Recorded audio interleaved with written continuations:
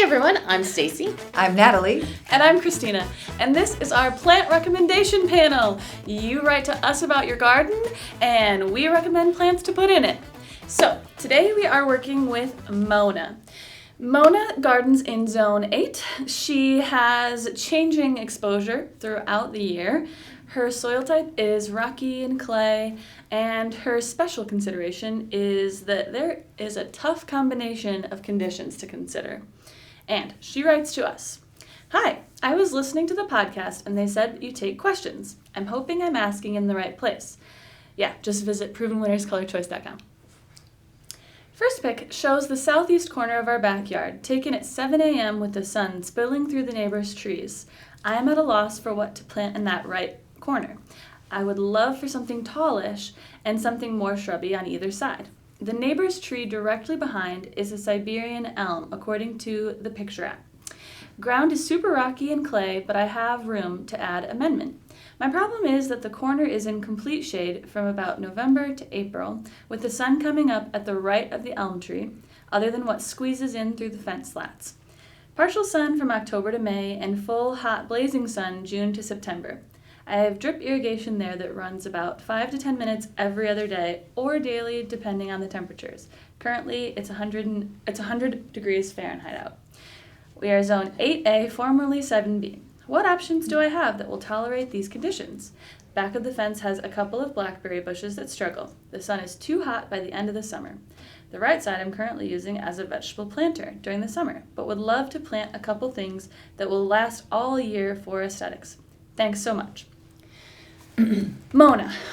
Okay, so I'm sure we have a lot of things to say about your garden and your space. So first of all, I am not worried about the full shade in the wintertime because we briefly discussed this before we took the video, that you just can't do anything that's evergreen in that corner.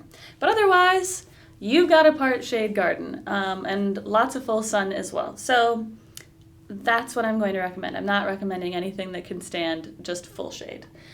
So, my first idea is that you need a Simply Scentsational in the corner. Yes. So, my idea about this is, I'll give you the stats. It grows 6 feet tall and 4 to 5 feet wide in zones 4 to 9 and can tolerate your sun conditions. The reason I want this plant in your garden is that it has a really nice upright habit, and you can trim it to be a little bit narrower because it looks like that space is a little tight. In some areas it might be 3 or 4 feet wide. I'm not sure. But that plant will fit there nicely, and it will grow tall enough so that it will disrupt that fence line, so that you're getting some kind of undulation in the garden like you've got with the lilac on the other side. So it will keep the eye from just moving along the top of that straight fence. So, Simply Scentsational in the corner. The next thing I have to recommend is very controversial. I'm excited to see what we think. I love sea oats, Chasmanthium latifolium. It is a native grass, and it is so beautiful, but it's a bit of a trouble if you put it in the wrong place. So I like it for this spot because you have got so much space back there, and it looks like it'd be able to seed pretty freely and fill in that space. I love the sound of grasses brushing, and they would brush against your fence, so that is a huge plus for me. And it has really beautiful seed heads, so that's the interest that you're looking for, and those arrive in the summer. They're great throughout the winter. You cut it down before the growing season starts, and it pops back up quite quickly in the springtime. So although it's not year-round interest, you'd still have a lot of interest. Now, the thing about that plant is that it does want the soil to be moist, but you mentioned that you have irrigation, so I think that it would do just fine there. But also, I suppose, be careful if that area isn't as corralled as it looks. Maybe you would want a big block of Diervilla there. Kodiak Fresh is hardy up to zone 8, but the other ones are just 7. So Fresh might do it. And the last thing that I want to do, I love that you have a lilac there. I was not expecting to see the lilac doing so well there. So we're going to do more of it. I love the lilacs. I think they're amazing. And we have Scentara Pura. It stays pretty small, so it could fit in that space. And I like an area that looks like it's pulled together in kind of an effortless, lush way. So I would plant 3 of them. And I would go all the way to the other end of your pool space and plant 1 there and kind of break up that area as well. And then 2 kind of by where the other lilac is so that it feels like it's cohesive. And then you'd also have the lilac foliage for the whole season, which I think is really pretty. And you'd be enjoying your patio pool area with lots of scent because that's what that plant is known for. And those are my ideas for your space. I love it. I grow Chrysanthemum in my garden. It is extremely dry, extremely sunny. I have no problem with it. Oh, if anything, the dry soil keeps it in check a little bit. Mm-hmm. To keep it in check, I do cut it back before winter. It breaks my heart to do that, but I have just had too much of it spread. But it's also very easy to manage as long as you start when it's young. Like if it gets too established, but it is a beautiful native grass, and I agree it would be a beautiful choice there. Once it is established, though, the roots will be in the ground like iron. Yeah.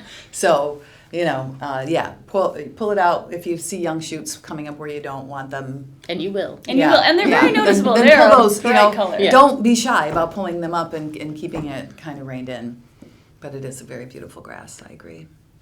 And I mean, what's better than the sound of like a little tinkle against your The fence? sound would be amazing in this space. I love that idea. Yeah. Okay.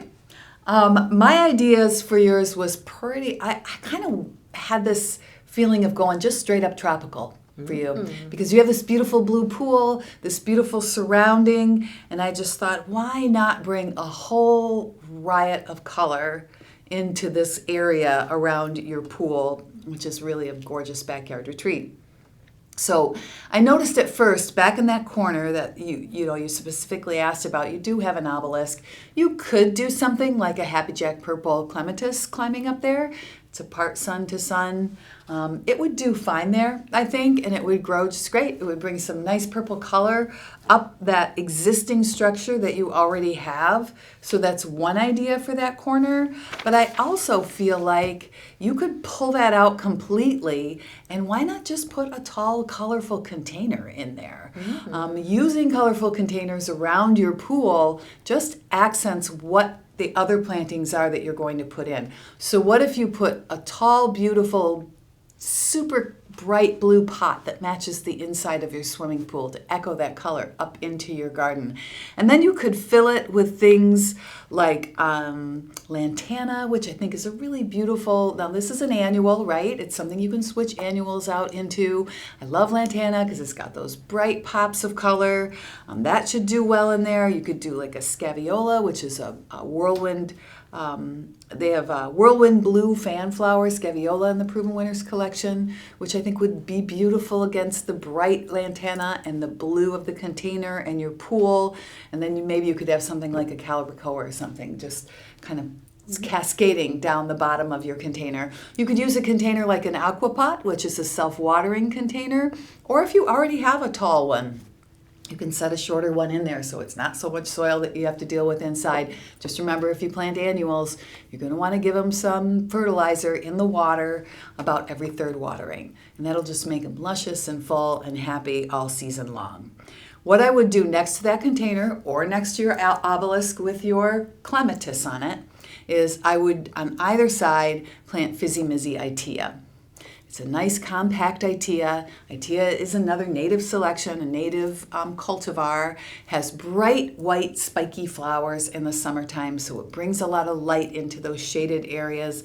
But the great thing about Itea is it can take full shade to full sun. So it doesn't matter what time of year it is, it's gonna be okay. But I love especially that in the end of the year you've got a lot of sun there because that's what's gonna cause the foliage at the end of the season to turn a brighter color and give you that late season color and foliage interest. So you've got your pyramid in the middle, you've got your Iteas on either side. And then I was thinking about, you have a vegetable garden along the right side of the pool. If we're looking at it, that would be house right. I'm a theater person. So you've got your vegetable garden there and you've got your blackberries in the back. So let's think about adding some pollinator plants that are going to assist your vegetables and assist your blackberries with getting the pollinators into your garden and working. So what about something like... I love color spires, back to the fuchsia, perennial salvia. Salvia, the pollinators go crazy for it. Nice bright purple color, only gets a couple feet tall, so it's not really unwieldy. You can plant that in and among your other things. Also, echinacea, you could mix some echinacea in there. They have one called Color Coated Once in a Melon that'll bring an orange, kind of yellow color mixed in with your purples. Lots of pollinator activity in there. And then finally, my last idea was, since I was already talking about containers, let's bring some other smaller colorful containers in front of your garden onto the patio to continue your garden over the top of that barrier that you have in there. And as I was looking around the Proven Winners website, I saw a new plant that's just released, a new perennial, and it's a pineapple lily called Crowning Glory Purple Rain. It's a part sun to full sun perennial, and it has a really cool tropical look. So you're going to continue that tropical look around your pool. It has these nice spiky leaves and then a tall spike of a flower up the center of it in the summertime. So you could continue with that. You could put other kinds of underplant it with some annuals that will spill over the edge of those containers as well, kind of echoing the look of your big container up in the corner. So those are my thoughts. Pro tip for Natalie's idea, at the end of the season, a lot of garden centers put their containers on big sale. So a lot of those containers that you look at and go, I would love one, but that's way too expensive. You can get them for 50% off or more. So if you've had your eye on a container, I'm just saying, mark your calendar for a little bit later in the season. Yeah, and I love containers around pools. I do too. I agree completely. And that sounds so pretty. I love your idea of it echoing the pool color. Because that pool color is so enticing. Yeah. Okay, well, my first thought, Mona, when I saw your space is that it is calling out. It is the case study for using fastigiate plants. And fastigiate plants, if you're not familiar with them or that term, basically what it means is upright and narrow. So when a variety is fastigiate, and you'll see this often with trees, they'll have the cultivar fastigiata or something like that. Basically what it means is that it's more of an upright and narrow version of something that would get really big. So there's fastigiate maples, there's fastigiate oaks, there's all sorts of fastigiate plants. And we have some wonderful fastigiate shrubs in the Proven Winners Color Choice line. But unfortunately, they would not be ideal in this particular situation. But I'm going to mention them just because I know sometimes these narrow spaces around pools or in concrete backyards like this are problems that people face a lot. So the first one that I thought of that would be amazing here would be laced up elderberry. Now, the reason that I don't think laced up elderberry is quite the perfect choice for you, Mona, is because it's pretty much only heat tolerant through USDA Zone 7. So a little bit concerned about your USDA Zone 8. I think the fact that your lilac is doing so well there definitely suggests that it might be okay. But the problem with trying to grow laced up fastigiate elderberry in a really hot climate is the foliage will wash out. It'll be kind of a green color instead of that beautiful dark black color that we use. And then the other one, which would work for your climate, would be purple pillar or white pillar hibiscus. And I think it's a Rosa Sharon. Perfect choice for, you think summer fun, it's blooming all summer, just looking amazing. But you got a pool. And and the thing about Rosa Sharon is the flowers drop and they turn into this, what's known as a mush mummy. It's a very fun word. And it is what they are. They're kind of like a little mushy little glob of flour that fell off, which is not a problem if they just fall on the ground. We call them globby gusses. You can come up with any name, globby gus, mush mummy. There's so many wonderful possibilities. You do not want globby gusses in your pool or especially in your pool filter. So so I'm kind of leaning against that again, just for this particular space, but I did want to mention it again because the space is just so perfect for that style, that plant habit. But don't worry, I do have an idea that you can use. I'm saying keep the obelisk. I do love it. It's obviously a very nice obelisk. And I think the perfect plant for it is Sweet Summer Love Clematis.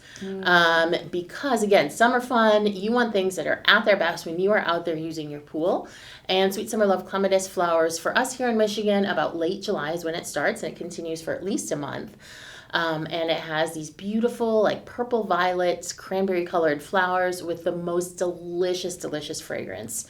Will readily tolerate the conditions there. And I just love the idea of the fragrance while you're enjoying your pool. So kind of thinking on the fragrance, and very similar to Natalie's idea about using Itea, my next thought was pairing it with some Clethra, vanilla spice Clethra. And the nice thing about that, like the Itea, is that you're going to have fragrant flowers in summer. It blooms a little bit later than an Itea, so you can actually mix them both and really kind of have that extended season. And the vanilla spice Clethra gets fabulous bright yellow foliage in the fall, so really nice pop of color there. Again, I think it's something that will do very well. I do want to mention I'm a little bit concerned as to whether this raised bed was built directly on the concrete, which could lead to some drainage issues. Now, if you do have drainage issues where that's not draining down to the soil and it's just going down to the concrete, you're still not going to have any trouble at all with, probably with the Clematis, but definitely not with the Itea or the Clethra, because those both take wet soil. So even if it were to back up, they're going to be perfectly fine. I did also want to mention, I have a friend who wants me to help him landscape his pool, and his wife is terrified of bees. So he's like, nothing that attracts bees. And I'm like, okay, so no flowers. He's like, okay, yeah, no flowers. Or water. Oh, yeah. And I'm like, okay, so ornamental grasses. He goes, no, those attract mosquitoes. So I know that people can have these concerns.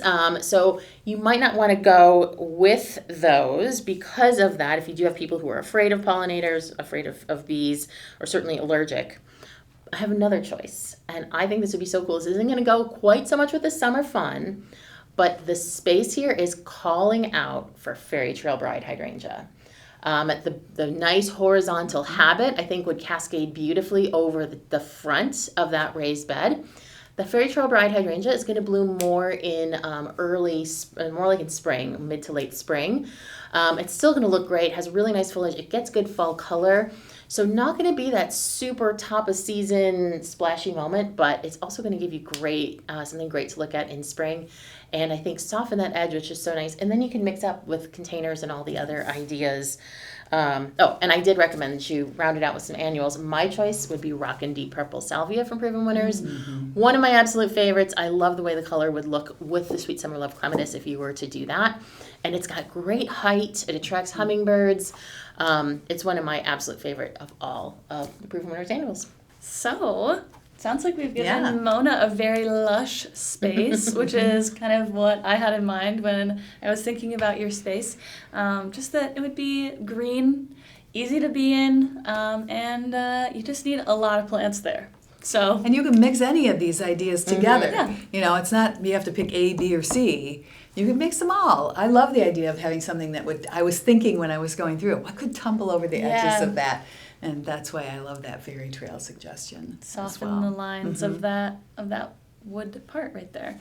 So that's our idea for you, Mona. I hope that you enjoy it. I hope you are able to pick what you like out of it. And if you're not Mona, you can definitely write us, tell us about your garden, send us pictures, ask for our advice, give us your problems. And we will give you gardening problems. And we'll give you plant solutions. So visit us at provenwinnerscolorchoice.com, contact us button, and write us about your garden. And we'll see you again next time.